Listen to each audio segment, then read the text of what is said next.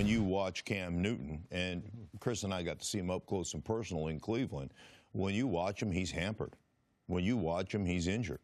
The thing about playing in the National Football League, once you step on the football field, injuries aren't an excuse. You got to play well. He hasn't played well enough down the stretch. There's no question that's not an excuse. There's a reason he hasn't played well, and that's because his shoulder is messed up. And you can see him labor at times. You can see him change his mechanics at times. There are a few throws a game, maybe 5 or 6 throws a game, and most of them are in critical situations because it's under duress. You've got to make it. It's a 3rd down and long. You've got to make a throw where you can see all his mechanics change, and it comes out of his hand, and it just looks ugly. So why not shut him down? Well, you still have the hope of somehow miraculously finding your way into the playoffs.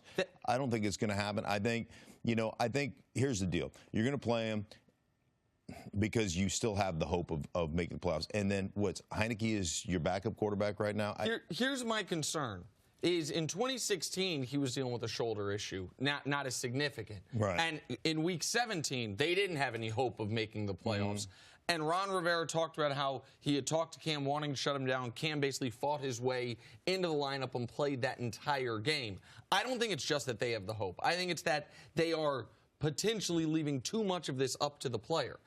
Here's the hope for the Panthers. They go 2-0. The Vikings don't win again. The Eagles don't win again. And then Washington doesn't win again. That scenario, then they get in. Almost any other scenario, they're out. So they do have, I think it's like less than a 2% chance of making the playoffs. Right. So I don't think it can be just, oh, our season's still alive. I would like to think, even with a strong-willed franchise quarterback, that at some point it's up to the organization to take the decision out of his hands. Sure. And if you're risking potential long-term damage or even further damage or just not getting a head start on recuperation, the 2018 season is a lost one for Carolina. I would start working on 2019 as soon as possible. Here's the problem, though. The medical advice you get in the National Football League is you can't do any further damage by playing with it, which is baloney. Because what ends up happening to you when you play on injured joints like he's playing on, there's a certain amount of degenerative change that takes place by playing that way, and you can have it operated on and you can have it cleaned up, but it's forever altered. That's the issue that you have. So I'm 100% with you, but the advice. So you're with him as far as shut the player down. I think the organization, if you're going to go that direction, the organization, because the players are going to play. Okay. Players want to play. If you're the organization, yeah, because I'm getting ready to ask Stink, the announcer, who gave that I'm with Nick Wright answer compared to Stink, the player. Because I know they're different. I know they're different. No, I'm playing because I will play. Why are you playing? Because that's what I do. I'm a football player. Okay. I play regardless. And what else? And what about your accountability to your team? Absolutely. Are you not playing because you've been next to a bunch of guys who've been playing injured, and you know they're injured, and you know you're not better than them, and you don't want the organization to set you apart from them, right? That's one of the reasons why we keep playing. 100%. But he's the future of your organization, and if you're the team decides that, hey, this is hurting our organization, you have to be the one to take his helmet and shoulder pads away. Stink the player and Cam the player are on the same page. Cam wants to play. Yeah. I'm saying Cam should be playing. And Cam obviously wants to play. And like Ron Rivera talked about how Cam fought his way to play in 2016. I'm talking about the organization taking the decision out of his hands. Right. I'm not saying the Cam saying that's the only way that you can get him off the field. Right. No organization is taking me. The reason why my shoulder is bad now is because I played 2 years with the shoulder, and the reason why has nothing to do with the team. But do you regret it? No, I don't regret it, because the commitment my teammates made to me.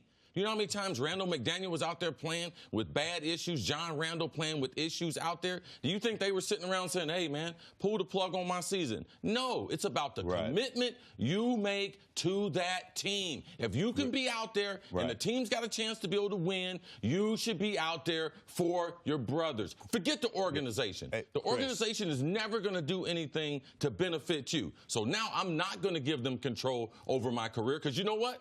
If we were in the playoff hunt, you know what, with the same injury, what they'd be telling me? Oh, no, you're okay.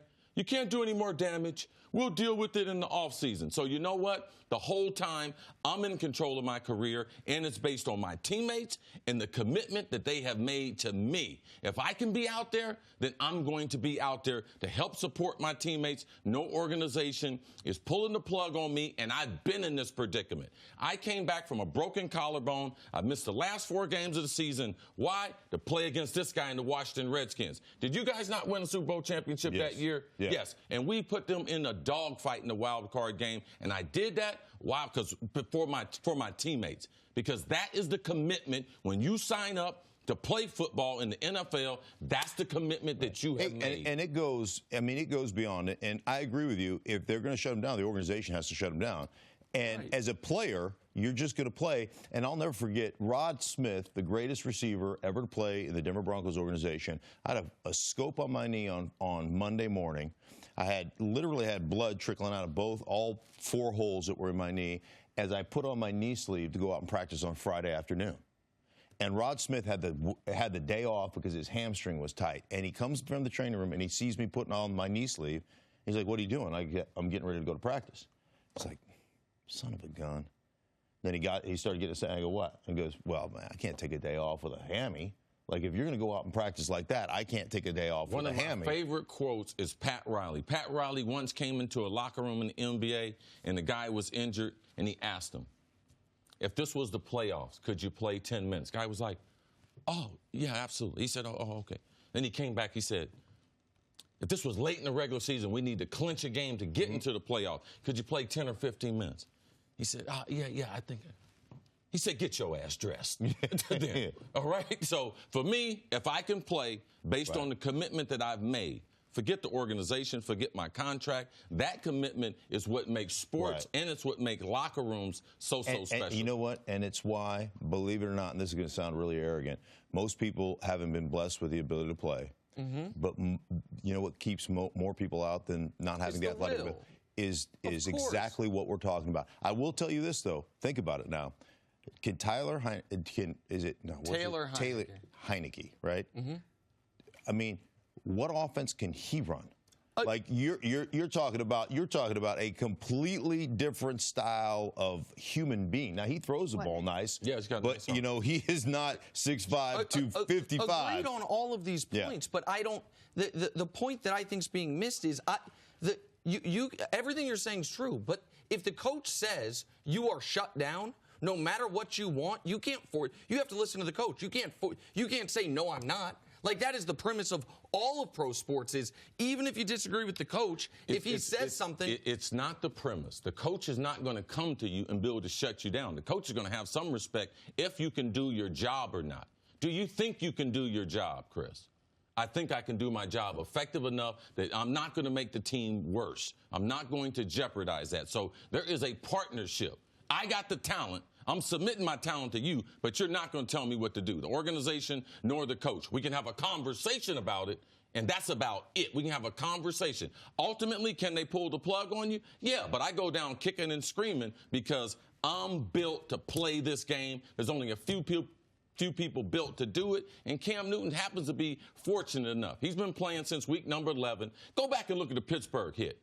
T.J. Watt hit him right on his shoulder, and ever since then, the guy's been different. But I understand what Cam is doing. That's what leadership is about. And it's only a few people who really know what real leadership is about. And with Cam Newton, he's trying to lead the right way. Right. Well, I mean, first off, Sheldon Rankins is absolutely destroying people in the middle of the football field. So you look at all 3 levels. So inside, now we know that they've had great production out of Cameron Jordan. He's been great, right? Rankins is playing unbelievable football from a 3-technique defensive tackle. So now you have Demario Davis, who's playing great at the second level. The guy is absolutely destroying people. Yes. And now their cornerback play. Once they got Eli Apple, and I'm telling you, Eli Apple, and I did a game with the Giants last year. He was a pariah in that locker room. They couldn't stand him. He wasn't playing well. He gets to New Orleans. They coach him up. They put him in press man, and he's a different player. He is playing great football on the back end for them at the cornerback position. So all of a sudden, all 3 levels are starting to play really synced together football. And I think a big part of that is Eli Apple coming over to New Orleans, and he's playing really good football. Eli Apple, he's very, very fortunate, the Saints, because Sean Payton, Mickey Loomis, they have something, and there's organizations like this. And the reason why I know it, because it's my school. They love Ohio State players. They love how they're taught football. They love how they're strictly about football, and they understand the business of it. They've played in a lot of big games. Eli Apple, what they tried to do was put him in an environment where he was very, very friendly. So they have 5 or 6 other Buckeyes that they have on the team. They have Michael Thomas, they got Teddy Ginn, Von Bell, Marshawn Lattimore, Kurt Coleman, Marshawn Lattimore starting in that secondary, Von Bell starting in that secondary as a nickel or a dime safety. So he's playing a defense he's familiar with. He's playing with a bunch of guys that have confidence in him because they didn't see that year and a half in New York. They didn't see him getting beat. So they've restored a lot of confidence in him. He's playing a technique that he's very familiar. Now, he's not out of the woods. He will still give up a big play, but he provides speed to that defense, and he's a better tackler than what they've had out there on the defense. So that friendly environment, and Sean Payton has tried to create an atmosphere a lot like Pete Carroll, where it's very competitive in practices. So I thought this New Orleans defense, talking to Dennis Allen earlier in the season, he said we're off to a slow start like last year, but I believe we're more talented than we have been, and this secondary will come around. So they have played outstanding defense, but the Eli Apple trade reclamation project has paid them huge, huge dividends. Yes. And if they keep that number 1 seed, they're going to look back on that when teams were giving up on the season, like Green Bay, and letting assets go. The Saints were in win right now mode. And they acquired a guy that was a blue chip talent coming out of Ohio State at a relatively speaking dirt cheap cost, knowing like a that 4th and a 7th or something absolutely, like that. knowing that if we can get him back to where he was before the entire Giants secondary seemingly turned on him, he made some kind of out-of-line comments himself. Like, we know what the talent is. But it also should be noted what a critical time this Saints defense has been coming through for them. But pre-Teron Armstead's injury, the first 10 weeks of the season, the Saints had a top 5 offense across the board. Since Teron Armstead's injury, this will surprise people, they've had a bottom 5 offense. But that's when they've now had a top 5 defense. Like, it's been the perfect transition from a team that was relying the first 2/3 of the season exclusively on their offense to this last third of the season where the defense has been carrying them. If they sync it up in the playoffs with needing just 1 win to clinch the 1 seed, have everything go through New Orleans, then they become the heavy favorites to reach the Super Bowl out of the NFC.